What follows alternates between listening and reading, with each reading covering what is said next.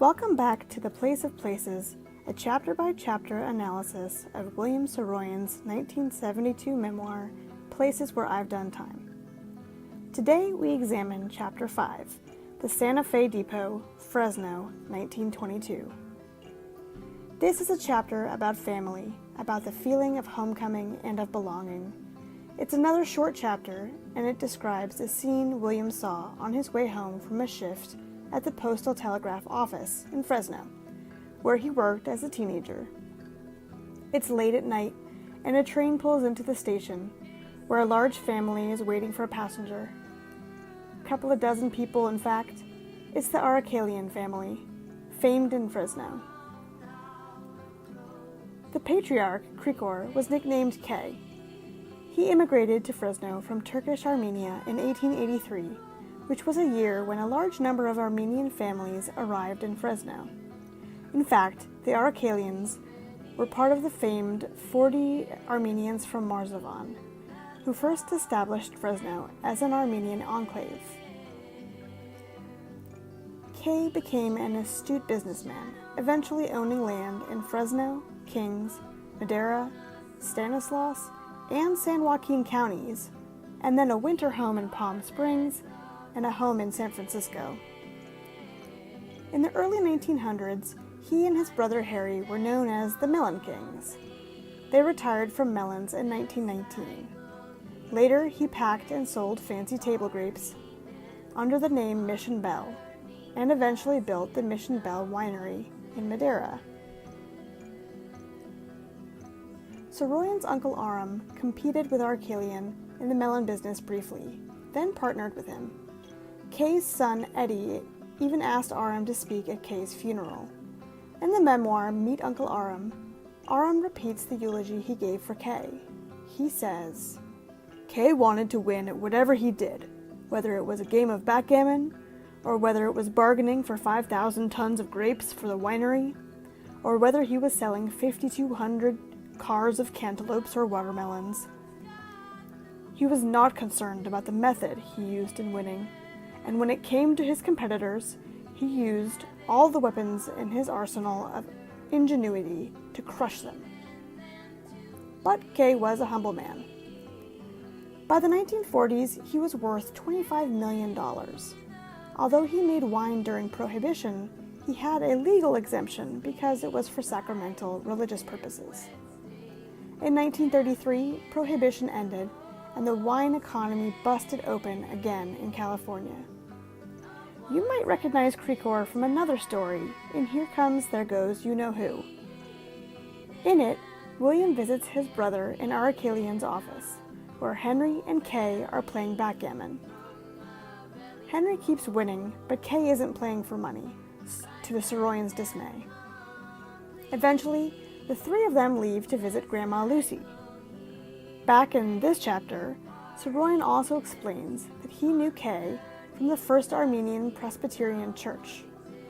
In other words, the Armenian community in Fresno was tight-knit. Saroyan's story here is about son Eddie's homecoming. He explains that Eddie was about 24 and had been in New York managing his father's winery business in Manhattan for a year. Eddie married Athenia Markarian, the daughter of Fresno fig tycoon Henry Markarian. They were Fresno agriculture royalty.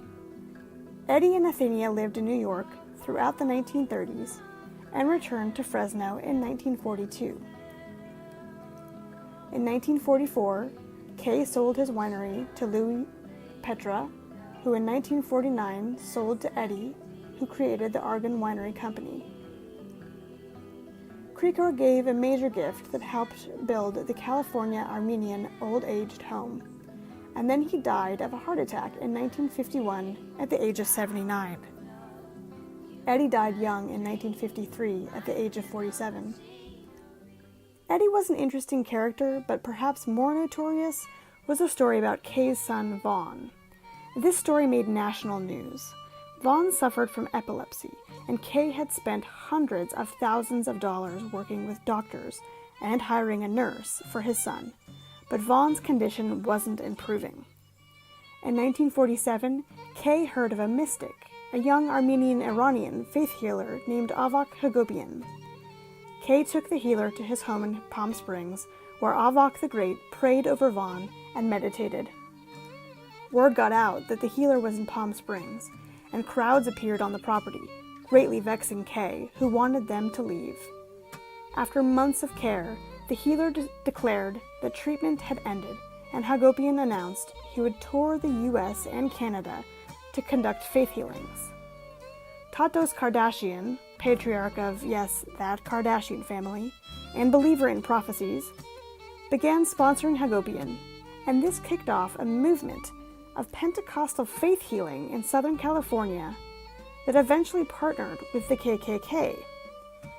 Vaughn was never cured, but he did live until 1977, and the whole event was notable news at the time and remains a significant landmark in American religious history.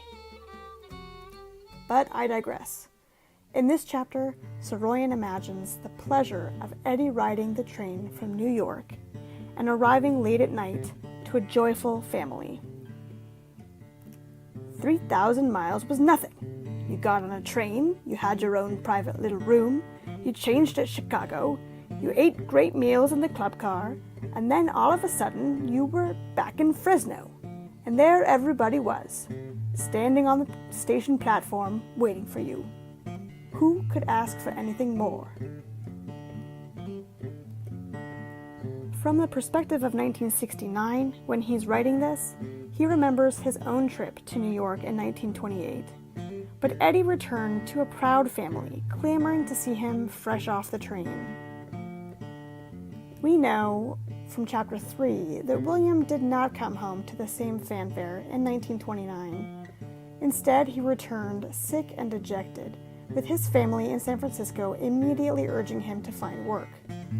To Saroyan, Fresno represented a security blanket, that cocoon of belonging that he lacked everywhere else he lived.